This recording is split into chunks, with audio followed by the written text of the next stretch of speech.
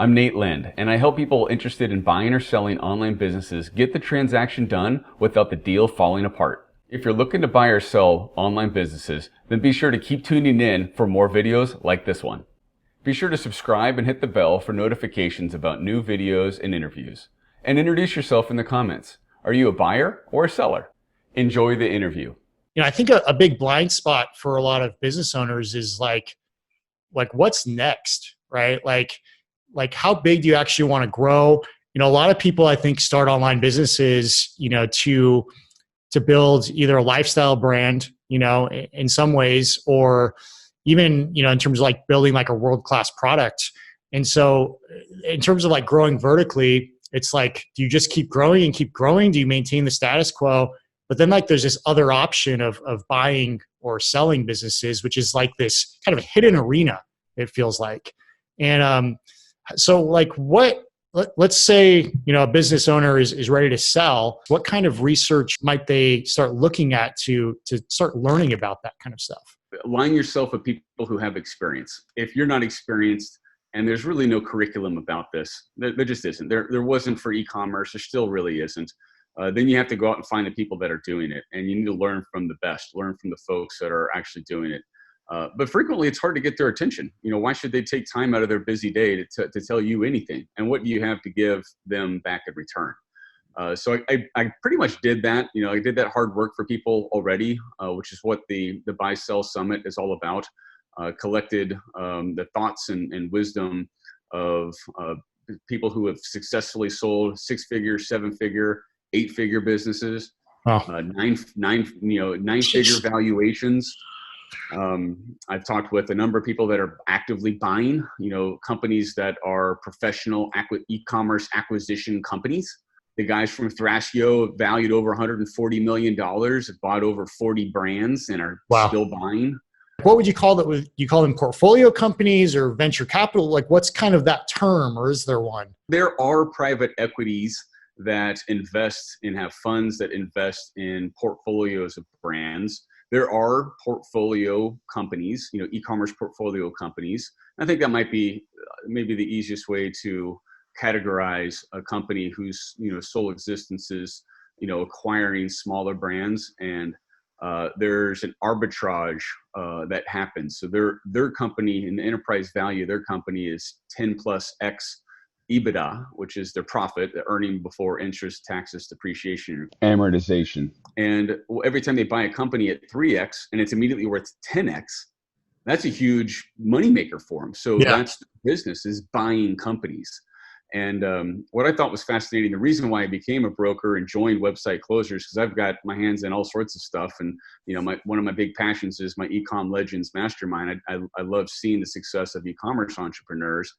But now I've got an opportunity to guide them through the merger and acquisition element phase of their entrepreneurial career as well. Yeah. And that's super exciting. And one of the reasons why I joined Jason Aron is because of how prolific the market is right now, how many buyers are seeking e-commerce based businesses. And the pandemic in 2020 has done nothing but increase that voracious appetite for companies. Now we've got funds that are holding real estate, retail, commercial real estate that are seeing their tenants not pay. Yeah. And they're thinking to themselves, oh my God, I need to diversify into something that's secure or that's low risk. And so they've always thought of real estate and, commercial real estate and retail and that sort of stuff and apartments and as low risk.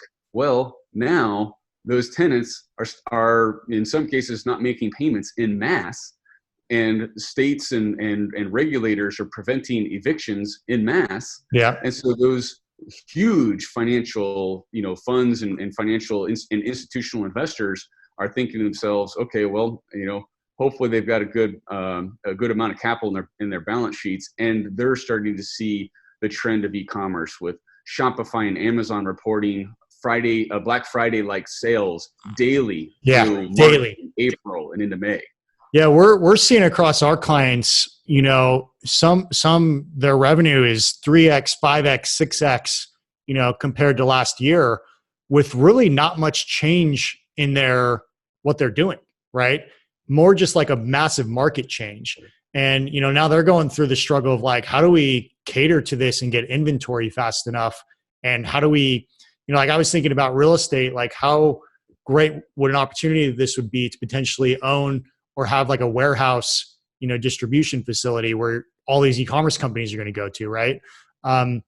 So in terms of like buying and selling businesses, you know, do you have any stories of someone that you worked with, company doing, you know, 7 figures or more, that would be like a good kind of case study or example of like how this might work?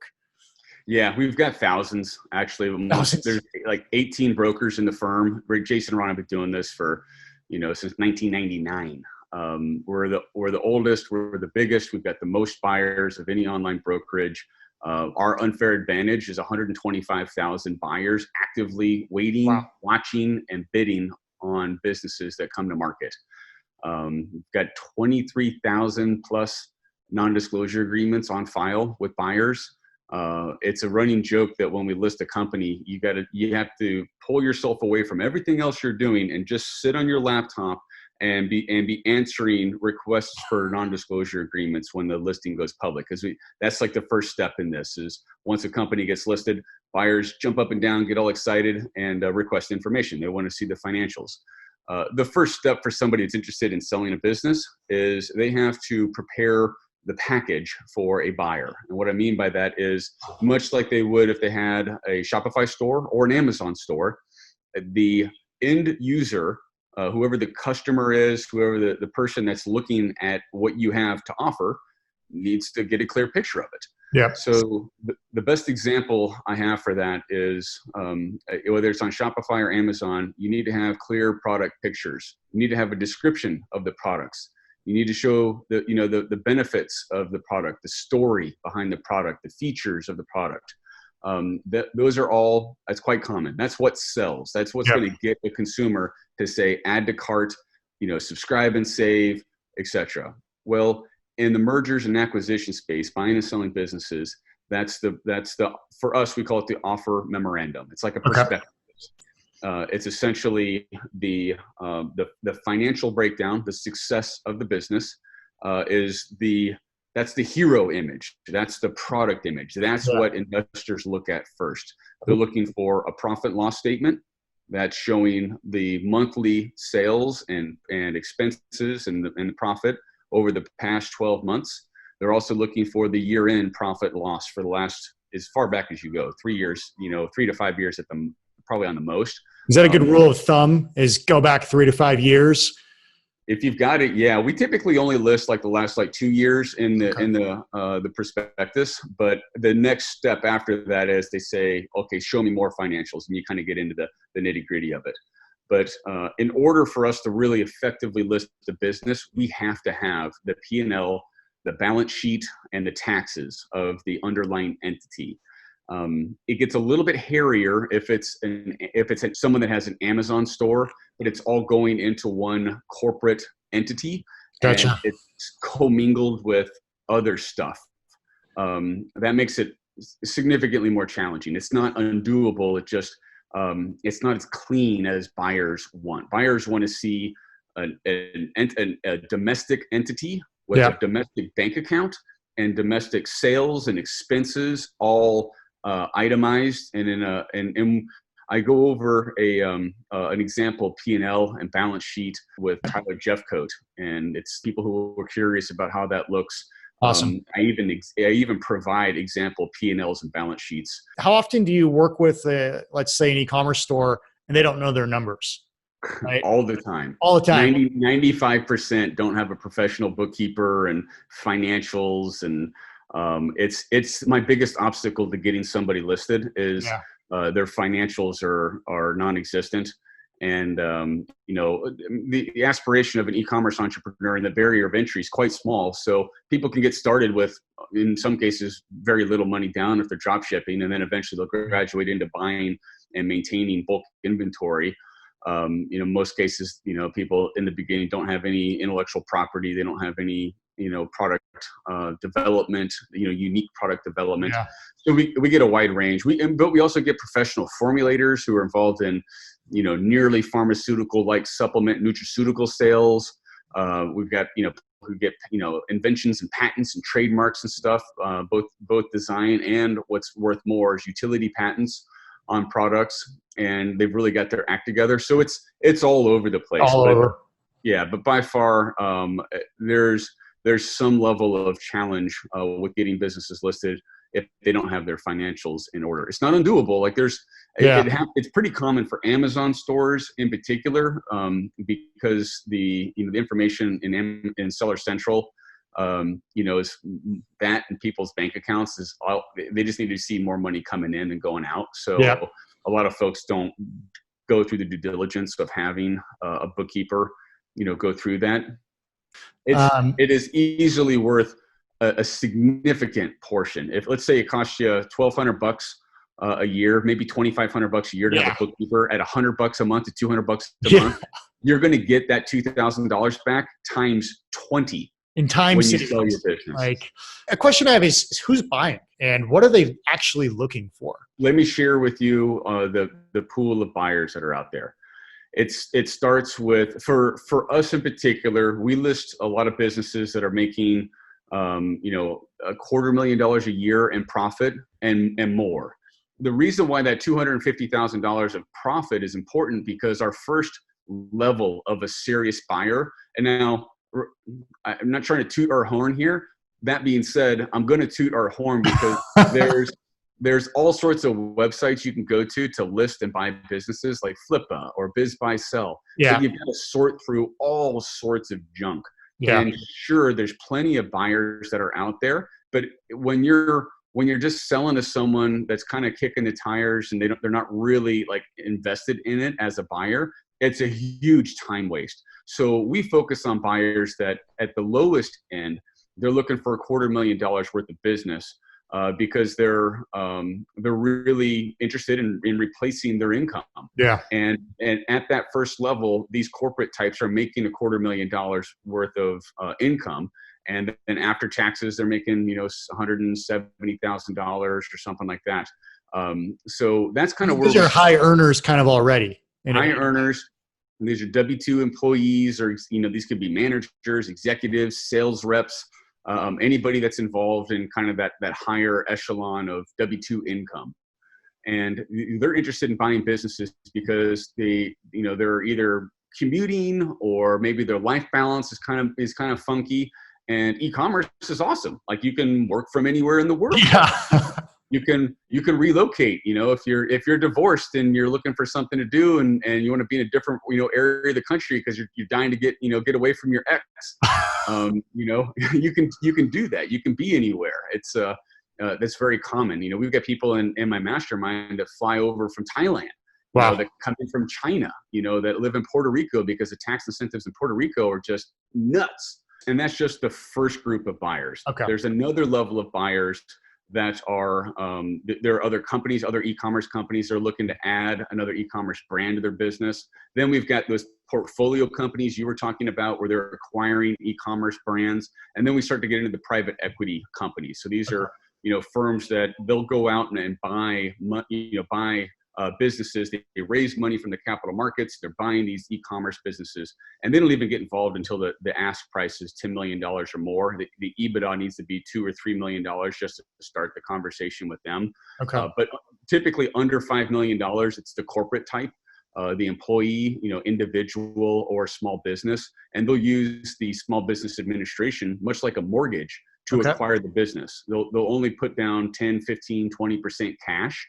Okay. And then the rest will get funded by the SBA, like a mortgage on a house. So let's so the buyers are these corporate types. I imagine you've got to kind of coach them through and maybe they go into your e-com. Like, let's say I'm someone looking to buy, but I've never done this before.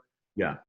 How do you help people in that situation or give them resources? We do. They need to get pre-qualified for some financing, unless they've got cash to buy one of these businesses. They need to go get themselves pre-qualified. We've got a list of preferred SBA lenders that we work with. Oh, awesome. People can they can email me. It's Nate@websiteclosers.com. I can refer the folks that are the best at that. They need to get a personal financial statement together. You need to have a couple $100,000 worth of liquidity to be taken serious, because it is such a seller's market right now. Sellers don't want tire kickers looking through their financials and checking out the Shopify metrics and their Amazon store. Like it's a big time waste. So the buyer needs to be, so on their side, on the seller side, you need to have your financials in order. On the buyer side, you need to have your financials in order. Yeah. This is mergers and acquisitions. This is a financial transaction. Like, this is the professionalism that you get to once you step into this realm. And it's not terribly complicated. You have to go through some of this work. So the buyer needs to get a personal financial statement put together. They need to show and demonstrate they've got an ability to close on a business that's at the asking price they're looking for, and they need to have financing or funds available up to that asking price. Makes sense, right? If you're going to try to buy a $500,000 house, you have $500,000 in cash or financing to buy the house. Yeah. And I imagine it helps so much that you have lenders that are willing to help, purchase e-commerce stores or online businesses. Cause my sort of like first reaction was like, do banks even help you purchase online? Do they even know what an online business is? The smart ones do. And that's a question you would ask if you're trying to go down the route of, Nate, I've got a lender. My cousin Joey over here, he lends on businesses. Well, you need a simple question, vetting question you can ask any lender out there to find out if they know what they're doing. Do they know what FBA means? If they don't know what FBA means, they don't know, and they've got no right to be lending to any financial business. So that is absolutely critical, that you're not wasting your own time, because time is money. And there's a lot of hopes and prayers and fakers till you make her, sort of types out there. Yeah, that can be a tremendous time suck. That is a killer. What is FBA? Yeah, what does FBA mean? And okay, so we've got the corporate type, and then I imagine on the sort of larger scope, they either have cash or you probably don't need to help as much on that. Yeah, a lot of those are cash buyers, or they have they've secured financing and funding from institutional investors. And like right now, those guys are going nutso, because there's all of these funds that have been tied up in real estate and resident and commercial, retail, restaurants, that sort of stuff. Yeah, that is starting to feel some pressure. And up until now, there's never been a moment in history where real estate was looked at as maybe not a secure or a low risk investment, and now it has some risk associated to it in a way that has never been seen before across the world, not just the U.S. So those companies are interested in putting money into play. Like, that's what they do. They make money by having money. Yeah. And they need to have money in play. There's family offices that have money that don't need to deploy it. Private equity companies, they have to deploy money. So they've got, they have to work the money in order to make it. Let's say I'm in an e-commerce store. What do I want to do to look pretty, and have that hero image and all that? Like, what are the financials? Like, what would you kind of want that to look like? Yeah, so the profit is key. They're not really interested in investing in infrastructure companies or companies that are growing their operations and their staffing and that kind of stuff. And I've got some folks that I do some advisory for that are in that position, and they're in a tough position, because if they don't have some significant bottom line income, profit, then that's not terribly desirable. It all starts with, how much money are you making? How much profit are you making? That is the number one thing that a buyer looks for when they're looking at your financials. What's your profit? And then, what's your top line? Then they start getting into some other nuances. They'll look at what's your marketing channels look like. Are you one dimensional? Are you only selling on Amazon? Are you only selling on Shopify? If you're only selling on Shopify, are you emailing? What's your email, income look like? So you guys play a pivotal role in that, to distribute the income, realizing income from a number of different ways. Amazon companies are, unfortunately, in a little bit more of a challenging position, because they don't get the email lists of their customers. Not at all, yeah. So a company that's doing really well off Amazon right now is worth more than a company doing really well on Amazon. Interesting. And then what if they're on both? Does that make a difference? Both. That's great. That's awesome. And the number of companies, it's funny because I used to beat myself up over this, and I see a lot of e-commerce entrepreneurs do this too. It's like, oh, Nate, before I'm willing to sell, or before anyone thinks my business is worth anything, I got to get onto Amazon, or I got to get onto Shopify. That's not true. We're selling $10+ million companies all the time that are single dimensional marketing companies. They have just Amazon or just Facebook, sales coming to their Shopify store. There are buyers that will still buy it. So it's a little bit like you just need to have a heartbeat, and the heartbeat is $250,000 in profit. If $250,000. You get $250,000 in profit, and you've been around for 12 months, at least 24 months, even better, then someone is interested in buying your company. That's the starting point. Anything else you do is just extra, gravy. It just adds to it. If you've got intellectual property, if you've got trademarks, patents, if you have some unique type of marketing, if you've got SEO marketing instead of paid, so the more organic you have, organic is worth more than paid because, well, it generates sales at a heck of a lot cheaper than paid ads. There's actually buyers who only look for SEO-based e-commerce companies because they're paid marketing experts, and they can just pour fuel on the fire when they see those. I interviewed an expert. His name is Shaquille Prosla. That's his buying checklist. Does it have a high number of SEO and organic-based sales? Is something that would let him take his paid marketing prowess, and then immediately make a whole bunch of extra money from it. So 250 is the bottom. And so I don't want to say that 250 is the bottom level. I just want to say that buyers, think about it from a buyer's perspective. Can they make a full-time living on what you're doing? The closer you get that $250,000 and up, the more buyers there are, the more interest there is. Thanks for watching. If you liked this video, be sure to subscribe and tell me what you thought about it in the comments. Your comments encourage me to continue posting videos, and they give me ideas about what to post next. I read and reply to every single one.